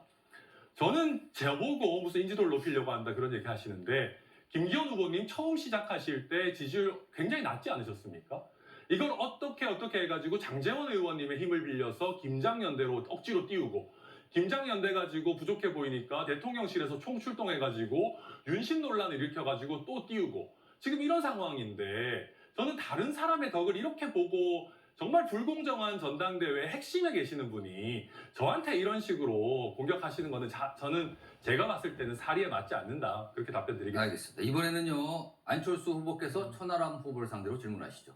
예, 천하람 후보께서 지금까지 정말 여러 사람들이 납득할 만한 또 속 시원한 그런 질문들도 많이 했습니다. 그리고 또 그중에는 제가 공감하는 그런 내용들도 있었습니다. 그런데 이 원외 당협위원장과 당대표는 다릅니다. 저는 당대표를 몇 번 한 경험이 있는데 제 원칙이 뭐냐면 당대표는 하고 싶은 말 10분의 1만 한다, 그런 원칙이 있습니다. 왜 그러냐? 당이란 여러 가지 갈등들이 증폭되고 그리고 여러 가지 또 싸움이 많습니다. 그런데 당대표가 미리 어떤 분야에 대해서 하고 싶은 말 다 하고 입장을 밝히다 보면 그 부분이 갈등이 불거졌을 때 그걸 봉합을 할 수가 없습니다. 그러면서 당의 에너지가 거기다 소진되는 거죠. 그래서 저는 제가 가능하면 말을 안 하고 있다가 어떤 문제가 불거졌을 때 빨리 봉합을 시키고 그 다음에 오히려 남은 에너지를 모두 다 다른 당을 공격하는 데 썼습니다. 저는 그런 원칙을 가지고 이제 당대표를 했었는데요. 그래서 천 후보님처럼 내지르면 속은 시원하지만 사실은 어떻게 보면 심하면 당이 깨질 수도 있거든요. 이런 문제 어떻게 생각하십니까? 네, 안철수 후보님 역시 그 많은 경험에서 우러나온 진정성 있는 가르침 정말 굉장히 감사하게 생각하고, 저도 방금 말씀해 주신 부분 무겁게 또 받아들이도록 하겠습니다. 다만 저도 당대표 후보일 때와 당대표일 때는 분명히 달라야 된다는 거 자각하고 있습니다. 사실 여당의 당대표가 된다면은 대통령뿐만 아니라 당대표가 가지는 말의 권위, 말의 무게도 분명히 있어야 된다고 생각하고, 제가 어떤 부분에 대해서 입장을 너무 지나치게 빨리 밝히게 되면 그 부분에 대해서 당내 토론이 오히려 자유롭게 되지 않는다든가 또 어떤 그런 여러 가지 공격의 빌미가 될 수 있기 때문에 제가 후보일 때는 정말 대표적인 개혁 후보로서 우리 국민들의 마음을 얻기 위해서, 또 우리 당원들의 마음을 얻기 위해서 시원한 면모 많이 보여드리지만 당대표가 되고 나면서도 묵직한 면 가져가야 되겠다 명심하고 있고, 그런 면에서 저는 천하람 지도부 같은 경우에는 저희가 최고위원들 허은하, 김용태, 이기인과 함께 팀을 이뤄서 뛰고 있기 때문에 천하람 지도부는 최고위원회 자체가 굉장히 탄탄하게 과반 이상을 넘겨가지고 묵직하게 진행될 겁니다. 그래서 그런 우려 최소화할 수 있도록 노력하겠다는 말씀드립니다. 자, 이번에 황교안 후보 질문 순서입니다. 예, 뭐 묻기도 좀 이렇게 민망합니다만은 천찍 땡땡 있어요. 그 포스터를 내걸었는데 이건 사실은 해당 행위 아니냐 이런 지적이 많은데 이 부분에 대해서는 어떻게 생각하세요? 저는 다른 분도 아니고 황교안 후보님께서 이런 말씀하시는 거는 굉장히 서운합니다. 왜 그러냐면은 우리 황교안 후보님께서 민주당과 맞서 싸우시고 단식 투쟁하시고 삭발 투쟁하실 때 가장 많이 하셨던 말씀이 자유대한민국 지키자, 보수를 지키자라는 말씀 아니겠습니까? 그것을 앞글자에 하이라이트만 둔다고 해가지고 나쁘게 생각하는 국민들이 어디 계시겠습니까? 게다가 홍찍자지 이런 부분도 사실 우리 홍준표 대표께서 당시 이제 경선을 할 때, 아니죠, 저희 당의 공식 후보가 되셨을 때 공식적으로 했던 선거운동의 방안이거든요. 그래서 저는 이거에 대해서 우리 당에 몸담고 계시는 분들까지 좀 굉장히 안 좋은 눈빛으로 보시는 거는 적절하지 않다. 저는 제가 우리 황교안 대표님도 추가 질문을 좀 하겠습니다. 네, 자유대한민국 지키자 하셨던 분들이니까 나쁘게 보시지 않으려고 이 일을 독단적으로 이렇게 한 건지 아니면 이준석 전 대표가 도운 것인지 후자로 알고 있습니다만은 그분에 대해서 징계 받지 않았습니까? 찬반 의견이 어떻습니까? 이 일은 징계와 전혀 관련이 없습니다. 제가 아까도 말씀드렸지만 자유대한민국 자유정치 지키자라고 하는 것이 과연 뭐가 나쁩니까? 저는 그런 것은 좀 맞지 않는 말씀이다. 그렇게 봅니다. 자, 천하람 후보를 상대로 한 청문 토론 7분 시간 지났거든요. 혹시요, 천하람 후보를 상대로 1분 찬스 기회를 쓰실 후보께서 계실지 모르겠습니다. 앞서서 김기현 후보께서 이미 찬스를 쓰셨거든요. 그러니까 다른 3명의 후보, 다른 2명의 후보께서 천하람 후보를 상대로 찬스 기회를 쓰실 의향이 있는지, 있으면 손을 들어주세요. 아, 찬스 기회 아무도 안 쓰시네요. 그럼 좀 찬스 기회가 꽤 많이 남아 있어요, 지금요. 자, 그러면은 천하람 후보 청문 순서는 이 정도로 넘어가고요. 마지막으로 김기현 후보의 청문 토론입니다. 첫 질문은 안철수 후보가 하시면 됩니다. 예, 이번 경선 과정을 이제 보죠. 김기현 후보가 지금까지 해온 걸 보면 스스로 힘으로 한 것이 없다는 생각이 듭니다. 초반에 김장연대를 말했죠. 그래서 3월까지는 쉬지 않도록 김치 냉장고까지 준비하겠다. 뭐 그런 말씀도 하셨는데 어느 순간에 슬그머니 장제원 의원이 뒤로 빠졌습니다. 나경원 의원 경우에도 사실 연판장 돌리고 집단 린치 가해질 때 많은 당원들까지도 정말 이런 건 너무한 거 아닌가 이랬는데 적극적으로 말리기는커녕 가만히 계시다가 또 김나연대를 주장하고 나서 또 사라지셨습니다. 그래서 이렇게 병 주고 약 주고 그리고 유리하면 내세웠다가 불리하면 뒤로 감추고 이런 게 김기현 대표께서 주장하시는 그런 연대인지 묻고 싶습니다. 우리 안철수 후보께서는 그동안 같이 손잡고 할 수 있는 정치인을 거의 확보를 못했다. 같이 일했던 사람들마저도 거꾸로 안철수 후보에 대해서 더 이상 같이 일하기 어려운 사람이다. 그래서 안철수 후보에 대해서 더 이상 정치하지 마시라. 혼자서 일하는 거 하시라. 라고 하면서 많은 분들이 곁을 떠나셨죠. 그것은 무엇을 얘기하냐면 제가 설명을 드리잖아요. 포용력에 청문회니까요. 아니 제가 설명을 드리잖아요. 그러니까 포용력에 관한 문제입니다. 사람을 끌어안는 포용력이 없으니까 안았던 사람들도 떠나지 않습니까? 그런데 저 김건희는 한 분 한 분 다 소중한 인재라고 생각하고 그분들이 진심을 얻기 위해 노력을 하고 있는 것이고요. 그래서 장재원 의원도 김건희 손을 잡고 있는 것이고 나경원 의원도 저희 손을 잡고 있는 것이고 조경태 후보도 지금 김건희 손을 잡았지 않습니까? 당이라고 하는 것은 함께 어울려서 하는 것이지 내가 잘났다 해서 혼자 무조건 나 독단적으로 하겠다 그러면 당이 안 되는 겁니다. 그래서 대통령이 필요하다고 말씀드리는 것이고 가장 대통령을 잘하는 사람은 저 김기현이라는 겁니다. 제가 후보고 제가 열심히 지금 선거운동하면서 대표 역할을 하겠다고 말씀드리잖아요. 제가 후보고 제가 앞으로 대표가 되어서 다음 총선 확실하게 이기겠다. 그리고 김기현이가 그다음 그 대통령 선거 그리고 지방선거 앞에 총괄지휘 하는 역할을 했지 않습니까? 2번 선거 다 이겼습니다. 그래서 국민들에게 우리 당원들에게 역시 김기현이다 인정받고 있으니까 지지율이 지금 올라가는 거죠. 알겠습니다. 자, 이번에는 황교안 후보의 질문 순서입니다. 예, 많은 분들이 이야기하지만 우리 김기현 후보는 기대기 정치를 하고 있다. 이런 얘기를 계속하고 있지 않습니까? 윤핵관에 기대고 또 이준석에 기대고 또 나경원 기대고 이렇게 기대는 정치를 하고 있다. 그래서 본인의 정체성은 뭐냐 뭐 이런 걱정들을 하고 있었는데 지난번 우리 토론회에서 일심 부부 또 밀당 연인 뭐 이걸 쭉 던졌는데 언제는 일심 부부 또 어떤 때는 밀당 연인 이렇게 말이 바뀌는 느낌이 들었습니다. 이 부분에 대해서 여러분들이 걱정을 하시는데 이렇게 흔들림 없는 초지일관의 한 방향으로 자유민주주의를 지켜내는 것이 필요하지 않겠나 이런 생각을 하는데 이에 대해서는 어떻게 생각하십니까? 우리 황교안 후보님께서는 제가 했던 말까지도 다르게 막 이렇게 설명하시네. 제가 명확하게 말씀드렸죠. 밀당 부부라고 말씀드렸습니다. 밀당 연인도 아니고 일심 부부도 아니고 밀당 부부라고 말씀드렸습니다. 한결같이 제가 주장하고 있습니다. 대통령과 우리 당은 운명 공동체다. 같이 죽고 같이 사는 관계지. 누구 하나 살고 누구 죽을 수 없는 관계입니다. 그래서 우리 당헌에도 대통령과 당은 서로 협력하도록 규정이 다 당헌에 들어가 있는 것이고요. 그에 맞춰서 서로 필요한 일이 있으면 밀기도 하고 당기기도 하고 그렇게 하는 겁니다. 제가 조금 전에 다른 분은 다 영표했을 때 대통령 생각하고 내 생각이 다를 때 다 대통령 생각을 우선한다고 동그라미 하셨잖아요. 저는 저 혼자 꼽혔습니다. 왜 꼽혔냐? 대통령의 생각과 내 생각이 다르다 그러면 끊임없이 설득하고 그 부분에 대해서 대통령의 뜻을 또 우리 당원들의 뜻을 녹여내는 방식을 찾아야 되는 것이지 거기에서 그냥 대통령하고 얘기하다가 대통령 뜻이 나하고 다르다 그러면 양보해버리고 그냥 딴다. 그런 방식으로 하지 않겠다고 하는 것이 밀당 부부라는 겁니다. 그러니까 그와 같은 충분한 신뢰를 가지고서 당원들의 뜻도 우리 국민들의 뜻도 대통령이 전달하고 대통령이 가지고 있는 좋은 생각이 있으면 또 당원들을 설득하고 국민도 설득하고 그렇게 하는 것이 밀당 부부라고 하는 것입니다. 그런데 제가 언제 그와 다른 말씀을 드렸습니까? 지난번 우리 여기서 우리 패널 들었잖아요. 예. 그때 제가 밀당 부부라고 말씀드렸죠. 자, 이번에는요. 일신 부부가 아니고 밀당 연인도 아니라고 말씀드렸습니다. 이번엔 천하람 후보의 질문 수소입니다. 네. 부부도 좋고 연인도 좋겠죠.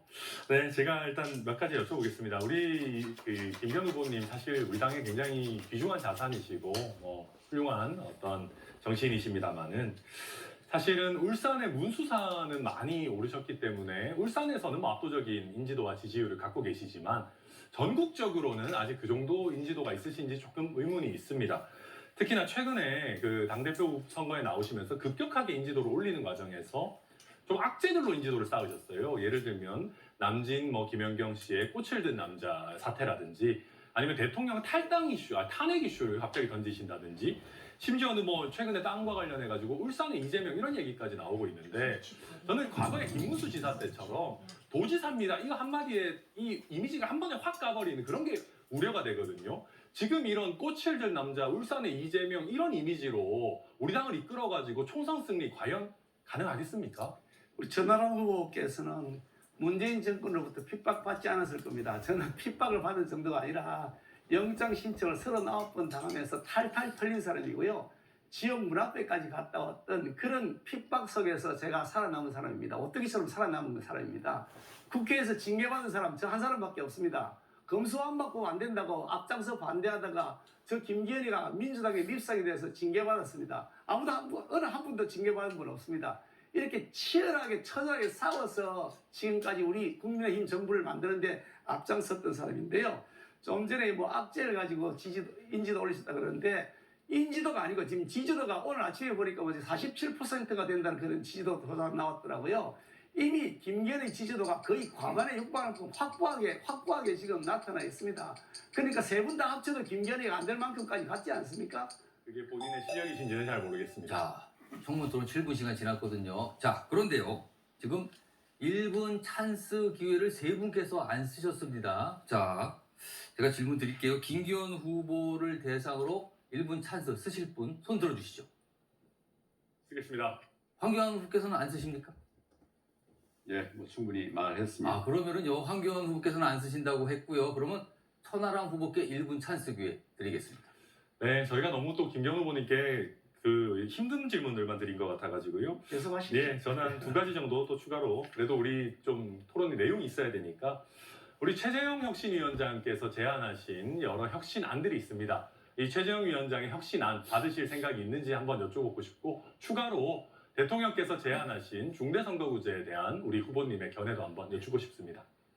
우리 최재형 의원께서 말씀하신 혁신안을 봤는데요.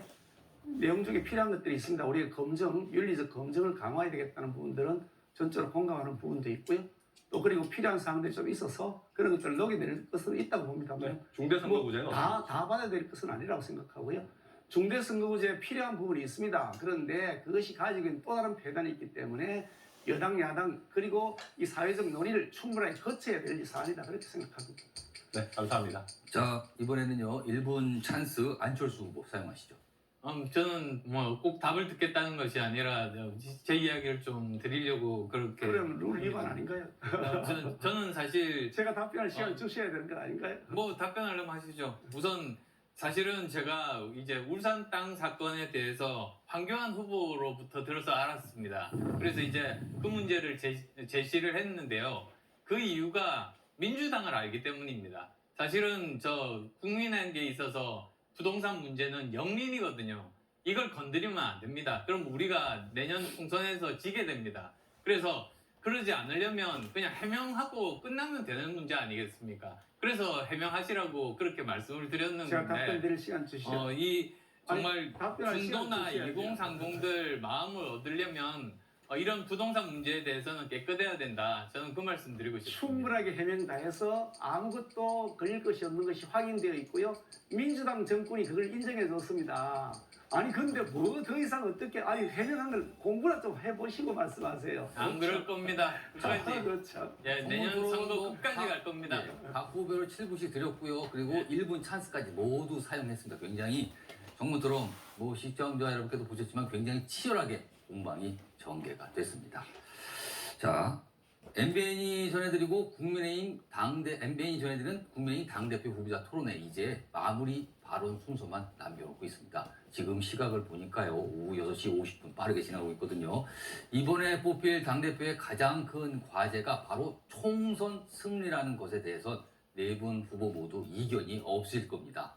마무리 발언에서는 내년 총선 목표 의석수를 판넬에 적어주시고 각오를 1분간 말씀해 주시면 됩니다. 우선 네 분 모두 목표 의석수 적으신 것 같은데요. 앞에 세워주시기 바랍니다. 지금 바로 앞에 걸어주시기 바랍니다. 자, 지금 카메라에 잘 보이게 앞에 네 분 걸어주셨습니다. 지금 화면 보면요. 황교안 후보는 우선 185석 이상, 그리고요. 서랑한 후보는 152석, 그 다음에요. 김기현 후보는 180석, 그리고 안철수 후보는 170석을 적어주셨습니다. 다 과반이 넘네요. 자, 그럼요. 황교안 후보부터 들어보겠습니다. 목표 의석수와 각오를 설명해 주시죠. 여러분 토론 잘 보셨습니까? 황교안의 상승세 보셨을 것입니다. 지지 선언도 지금 저에게 많이 쇄도하고 있습니다. 가장 중요한 건 황교안이 달라졌다, 이런 이야기가 아주 많더군요. 여러분 어떻게 생각하시는지 모르겠습니다. 달라진 황교안이 시원하게 약속을 드리겠습니다. 내년 총선에서 반드시 이기겠습니다. 압승하겠습니다. 185석, 역대 우리 우파 정당에서 얻었던 최고 의석수입니다. 반드시 이걸 이루도록 하겠습니다. 당원이 주인입니다. 제 신념과 가치는 달라지지 않습니다. 당원들과 함께 우리 자유한국당을 살리고 또 대한민국을 살리겠다고 하는 말씀입니다. 그 목표가 185석이 되도록 동지 여러분 같이 해주시고 힘 모아주시기를 바랍니다. 감사합니다. 그게 뭐야? 자, 다음은 천하람 후보입니다. 네, 저는 추상적인 말씀드리지 않고 구체적인 데이터로 말씀드리겠습니다. 저희가 TK, PK 비례 정도 해가지고 안정적으로 확보할 수 있는 의석이 한 75석 정도 됩니다. 거기에 저희가 수도권에서 과반을 하면 한 61석 정도가 추가되고 충청에서 과반을 하면 또 14석 정도가 추가됩니다.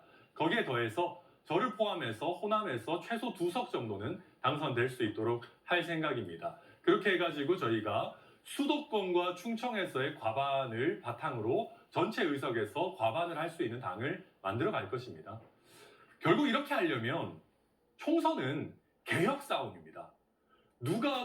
자기 희생을 누가 더 해가지고 국민들이 보셨을 때 변화하려고 노력하느냐의 싸움이거든요. 권력자와 가깝더라도 국민들께서 꼴보기 싫은 사람이면은 과감하게 퇴진을 시켜야 됩니다. 저는 윤핵관들을 명예롭게 퇴진시키고 그 자리에 정말 소신 있고 능력 있는 사람들을 공천해가지고 152석에서 더 초과로 얻을 수 있도록 그렇게 하겠습니다. 자, 이번엔 김기현 후보 말씀하시죠. 존경하는 당원 여러분, 그리고 국민 여러분, 집권 여당은 말로 정치하는 것이 아니라 일로 정치해야 됩니다. 민생 문제 해결하고 개혁 과제를 잘 수행해야 합니다. 그러기 위해서는 대통령과 당대표가 긴밀한 소통을 하면서 쌍방 의견을 교환하고 그것이 신뢰를 바탕으로 협력하는 운명 공동체인 것입니다. 그런 면에서 어느 면으로 보더라도 저 김기현이가 가장 적합한 대표라고 말씀드리고 싶습니다. 아울러 근거 없는 정치 공세, 저는 물러서서 그것을 타협하지 않겠습니다. 울산시장 선거 공작 사건으로 문재인 정권에서 아주 모진 탄압을 받았습니다. 그렇지만 끝까지 물러서지 않고 맞서 싸워서 이겼습니다. 청렴 결백하지 않았다면 저 김기현이가 지금 살아남아 있지 않을 것입니다. 만약 가짜뉴스가 사실이라 그러면 저희 정치 생명을 걸겠다고 다시 한 번 더 약속드립니다.